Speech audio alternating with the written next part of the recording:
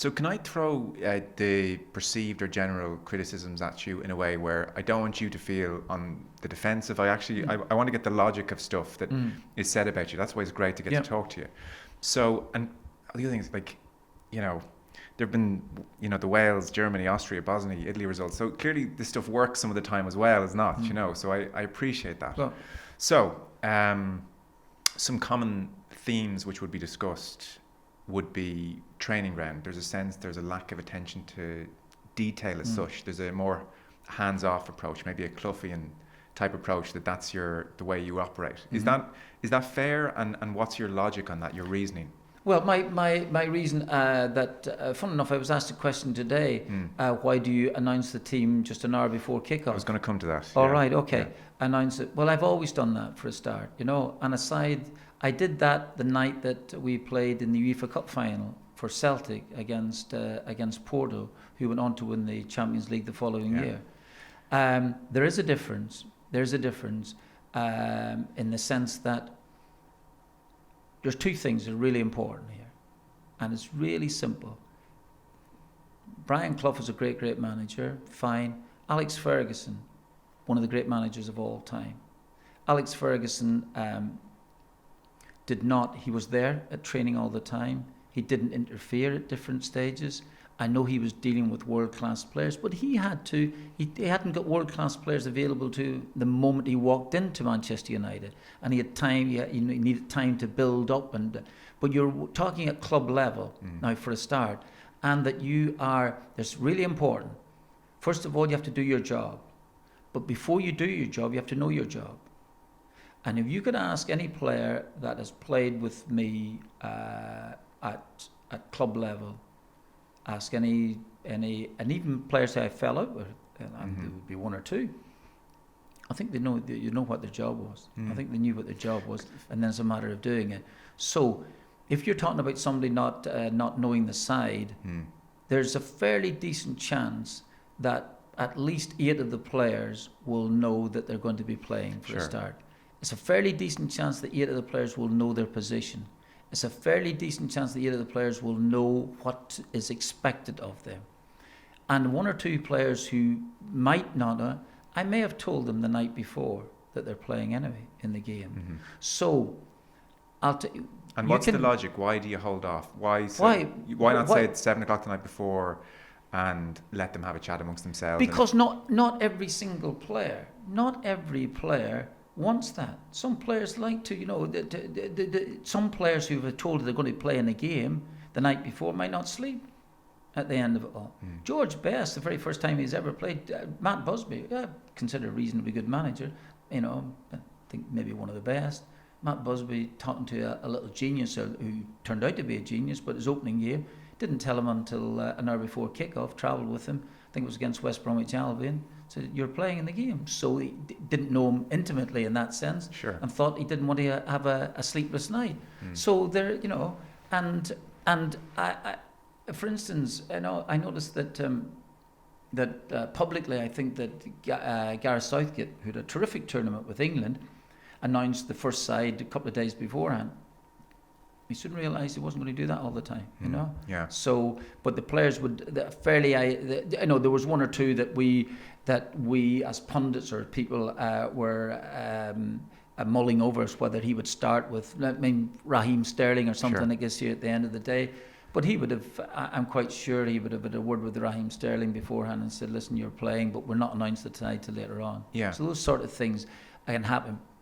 I've known managers announce the side, you know, a complete day in advance. Hasn't made any difference to the results, you know. Yeah, it's great. I mean, it's good to get you hear your thoughts on that. Yeah, it is important because I think people might wonder about it, you know, and wonder what the logic is. What happens is that regardless, you turned around and said, well, sometimes it seems to work and sometimes it doesn't. I don't think I would have been a manager for the length of time that I've been a manager without it, you know.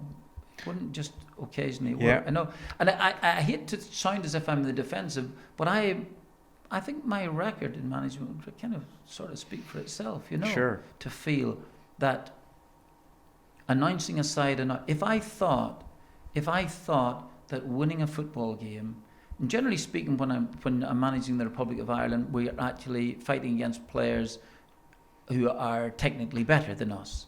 So I've been doing that there for a number of years. So I would say that if I thought that announcing the side the night before would win us football matches, I'd announce it the night before. Agreed. If I thought that a player would change his dietary requirements from cornflakes to eating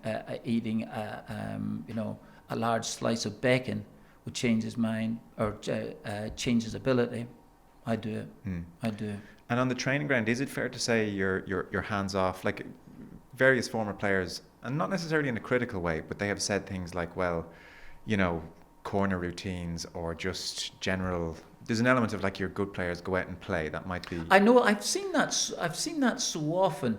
And I have seen it from former players of yours. I've seen it so often. I saw little Craig Bellamy once saying, and he meant it actually in a compliment. When he came down to Celtic and he played with me at Celtic, and he said, that we hadn't practiced the corner kick or something like this here, and yet we probably scored more goals from corners than anybody else. Do you know what I expected? And this is a point. And I don't want to sound as if this is a Cloughieism or something. I expect that when we get a corner kick, I expect the player to be able to deliver a really telling ball, and I expect players who I know that are very, very good in the air to come and try and head the ball, and possibly head it in or keep it alive at the back post, and that we can score goals from it. And at Leicester City, we did. Matty Elliott knew what to do. And scored 2 goals in a final. We won a League Cup, by the way. No, I remember. Sorry to interrupt. No, you go ahead. Well, I was just going to say. So I hear you. Like, I mean, no. There's lots of things that should happen. But I wonder, when you watch, say, for instance, Gareth Southgate's England at the World Cup. You mentioned Southgate, and there's routines, and there's we're not blessed with a Robbie Keane, as you rightly said, and that's a crucial point. But is there an element of times where actually we might need to try and take better advantage of set pieces and do a bit more and come up with some quirky ideas in the training ground? Of course, absolutely. And when you have the time to do that, it's great. I'd like to know, I don't know what the record would be here at this minute, but remember, when you have qualified for a competition, you have then now, in the lead up to it, you have a number of weeks. At the end of the season, the players finish. That's why we did so well in the Euros. I had 3 weeks in which to work with the players. 3 weeks. And I'd have to say that in the Euros, I thought that we were splendid against Sweden and should have won the game. Well beaten against Belgium, who could have easily won the World Cup.